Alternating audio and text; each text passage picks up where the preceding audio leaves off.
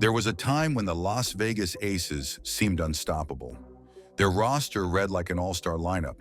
Their front office was hailed as innovative, and they were the team everyone clamored to join.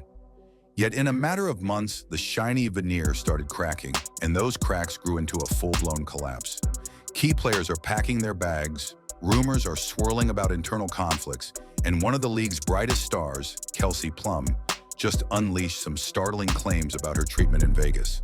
In this video, we're diving into the heart of the controversy. Why did Kelsey Plum ditch the Aces with some not-so-subtle parting shots? What's fueling the sudden exodus that has left the once mighty roster in disarray? And how is a former league laughingstock, the Indiana Fever, quietly assembling a terrifying new powerhouse? Stay with us until the end, because these revelations could reshape the entire WNBA landscape, and you won't want to miss a single detail. Kelsey Plum arrived in the WNBA as a generational prospect with an uncanny knack for scoring and a relentless drive to win. Drafted by the San Antonio Stars before they relocated to Las Vegas, Plum quickly became one of the Aces' most dynamic players. She racked up accolades, won a championship, and even snagged Olympic gold in 3x3 basketball. So imagine everyone's surprise when she announced she was headed to the Los Angeles Sparks, and not just as another star on a star-studded team. She walked into her introductory press conference all smiles until she dropped a line that ignited an online firestorm. "I've been treated better here than I ever have as a WNBA player." Those words might sound harmless at first, but for a franchise priding itself on cutting-edge facilities and a robust marketing push, it stung like a slap in the face. It was as if Plum was hinting that, behind closed doors, life with the Aces wasn't the dream many assumed it to be. Fans immediately wondered what that meant. Was she overshadowed by A'ja Wilson's superstar presence? Did she clash with head coach Becky Hammon? Or had the front office simply taken her contributions for granted? A few cryptic comments in the press conference added more fuel to the fire. Plum spoke about her desire for a bigger role in Los Angeles, explaining that she could finally show who I am as a player on a different scale. Translation: she felt held back in Vegas. Maybe it was the system. Maybe it was friction with her teammates. Whatever the reason, this statement sent a strong message that something had gone sour in Sin City. Yet Plum alone didn't trigger the meltdown. Her departure was just the first domino, setting the stage for a wave of exits that would unravel the Aces' once towering empire. But Kelsey Plum's exit was only the beginning. The bigger question lurks in the background. Why are so many players fleeing this team at the same time? At the center of the speculation is the relationship between Kelsey Plum and the Aces' two biggest names: A'ja Wilson, the MVP and face of the franchise, and Becky Hammon, a highly respected coach lauded for her Spurs pedigree. On paper, you'd think such a trio would produce unstoppable results year after year. Yet whispers of tension have been circulating for months. Some fans point to the spotlight that's always on Wilson. It's no secret that A'ja Wilson is widely celebrated by the media, with constant coverage of her achievements, MVP awards, and leadership. Plum supporters wonder if the marketing push around A'ja overshadowed other top talents. Did that lead to friction, especially for players who craved a more central role in the offense or in the promotional spotlight? Then there's Becky Hammon, who stepped into the head coaching job with immense hype. Many lauded her as the perfect mind to elevate the women's game. But rumors suggest her intense, NBA-style approach isn't everyone's cup of tea. She's been described as demanding, which can be great for winning championships, but not so great if the players feel burned out or unheard. Some believe Plum's press conference comments were also aimed at Hammon's coaching style. The subtle jabs about finally getting to lead in Los Angeles might imply she wasn't given the same freedom in Vegas. If true, that calls into question just how harmonious things were in the Aces locker room, even back when they were busy hanging banners. But it's not only star players who have felt uneasy. Even role players have their stories to tell, especially as more names announce their departure. It's enough to make fans wonder if the winning culture had a shelf life, overshadowed by simmering resentments and perceived favoritism. Yet no team crumbles purely because of personality clashes. Sometimes it's a mass migration spurred by deeper problems. And that's exactly what happened next. When a championship-winning roster breaks up, it's normally due to cap space or retirement. But for the Las Vegas Aces, it's been a mass exodus that shocked even the most plugged-in insiders. Over the past few weeks, it feels like half the team has packed up and left for greener pastures, each with their own reasons that hint at a deeper rot within the organization. First, there's Alysha Clark, a defensive ace and proven winner who helped the team claim a title. She decided to go back to Seattle, where she once won 2 rings. Some fans shrugged it off as a veteran returning to her old stomping grounds, but others see it differently. If Vegas truly had the best environment in the league, why would she choose a reunion over another potential championship run with the reigning champs? Then Tiffany Hayes, the former 6th Player of the Year, followed suit. She surprised fans by joining the expansion Golden State Valkyries, a brand new team that snatched her up along with some younger talent. A brand new franchise may not have the immediate glamour of an established winner, so the decision raised eyebrows, especially since she could have stayed in Vegas to chase more titles. Sydney Colson, known for her energizing presence and close friendship with A'ja Wilson, also took a one-way ticket out of town, landing with the Indiana Fever. That departure left many scratching their heads. If even Wilson's longtime friend is gone, who's next? To top it all off, the Aces allowed promising young players like Kate Martin to slip through their fingers. The Golden State Valkyries claimed Martin, leaving fans to wonder why the Aces would pass on protecting a potential rising star. Suddenly, the super team in Las Vegas looked more like Swiss cheese, full of holes and desperate for quick fixes. But new players leaving doesn't always tell the whole story.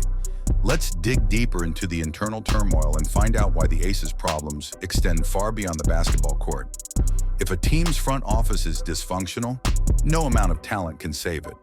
That might be exactly what's happening in Las Vegas. The Aces parted ways with their general manager, Natalie Williams, yet never bothered to fill the vacancy. It's been months and still, no permanent GM. Talk about a ship without a captain. In the meantime, rumors are floating that Becky Hammon wants to seize the dual role of head coach and general manager. On paper, that might mirror the structure her mentor, Greg Popovich, enjoys in San Antonio. But is that really wise for a franchise already mired in controversy? Hammon has her hands full dealing with the fallout of player departures, not to mention the league's respect in the workplace, suspension she faced. Taking on more power in the midst of chaos could either be a brilliant move to stabilize the team or a recipe for disaster if the rumored friction with players continues. And then there's the matter of the Dearica Hamby lawsuit. Hamby, a former Aces player, made serious accusations about being mistreated during her pregnancy. The WNBA took it seriously enough to fine the team $500,000 and strip them of a future draft pick. Add the ongoing investigation into possible salary cap circumvention, where the league suspects the Aces may have offered undisclosed perks, and you have a front office that's almost too busy putting out fires to think about building a cohesive roster. All this begs the question, why would any top-tier player stick around in such an unstable environment? If you're an all-star looking for a supportive environment, maybe you're glancing at other teams who can promise more than just the glitz of the Las Vegas Strip. And that leads us to a franchise that's doing exactly the opposite of the Aces, building a culture and a roster that's turning heads in all the right ways. While the Aces scramble to keep their roster intact, the Indiana Fever have been busy orchestrating one of the most dramatic rebuilds in recent memory. They've long been the league's doormat, enduring losing season after losing season. Yet in the blink of an eye, they've become the WNBA's most intriguing team. Why? It starts with their new superstar, Caitlin Clark, a generational talent with a flair for big-time shots and highlight reel plays. Pair her with Aaliyah Boston, the reigning Rookie of the Year, and you already have a dynamic inside-out duo. Throw in a homegrown star like Kelsey Mitchell, who stuck around through the team's worst stretches, and you can see the beginnings of a contender.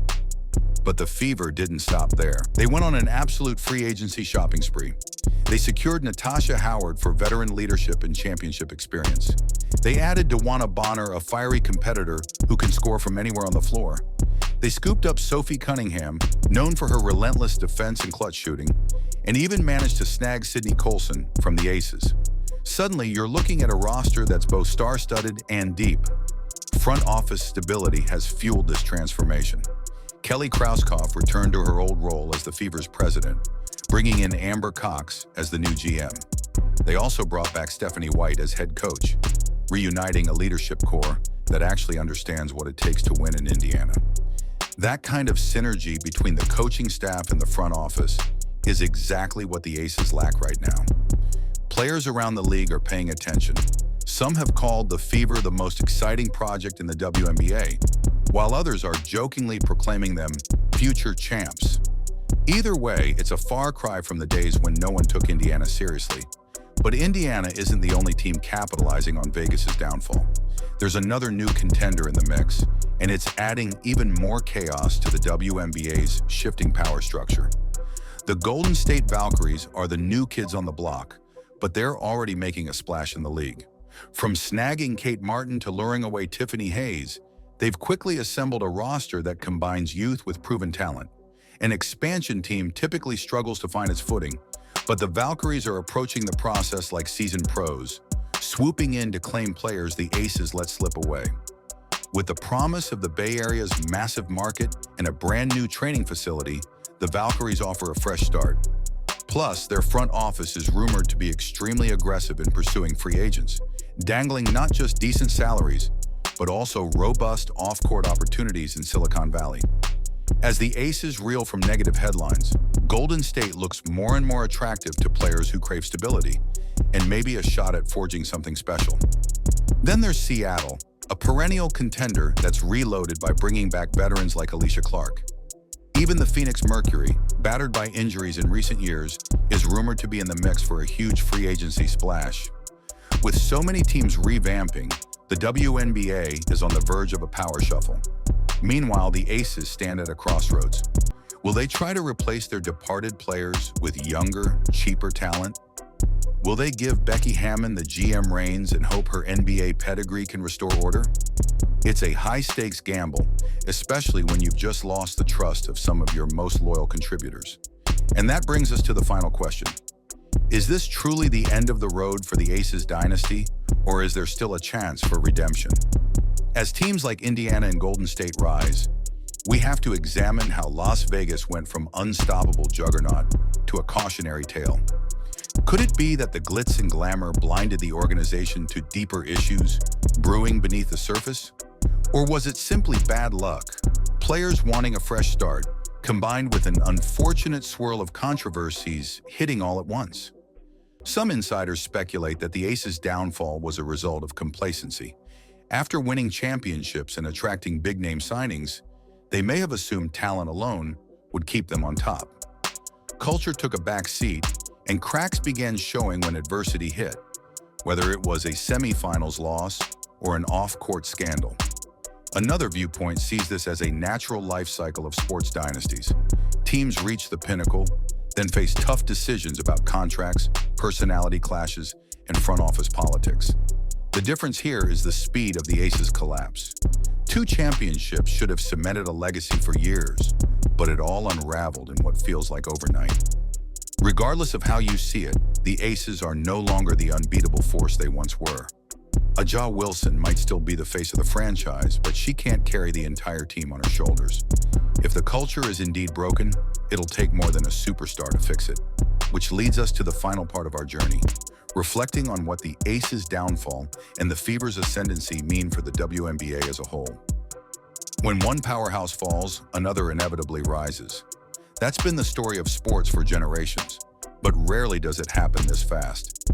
In the space of one off-season, the Las Vegas Aces went from the league's gold standard to a team in desperate need of a reboot. Meanwhile, the Indiana Fever emerged from the shadows, aiming to become a championship contender practically overnight. All of this chaos points to a new reality in the WNBA. There's more competition than ever before. From expansion teams like the Golden State Valkyries to reinvigorated franchises like Seattle and Phoenix, the league is alive with opportunity. Players have more freedom and better choices, and organizations that fail to create a positive, stable environment will pay the price. The real question is, can the Aces regroup and rebuild around A'ja Wilson? or will they sink further into disarray? Will Kelsey Plum find the stardom she craves in Los Angeles, proving that Vegas was holding her back all along? And can the Indiana Fever actually fulfill their sky-high ambitions, turning a once laughable organization into the league's next big dynasty? Those answers won't come quickly, but one thing is certain. This season will be a turning point. Whether you're a dedicated fan or just jumping into the WNBA world, keep your eyes on these unfolding storylines. We could be witnessing a power shift that defines the next era of the league. So where do you stand? Are you backing the Aces to pull off a miraculous comeback, or hopping on the Fever's bandwagon as they surge to the top? Let us know your thoughts, and don't forget to stay tuned, because in a league where fortunes can change overnight, the next bombshell might be just around the corner. Thank you for watching, and remember, dynasties rise, dynasties fall, but the spirit of competition never dies. Stay curious, stay engaged, and we'll see you in the next video.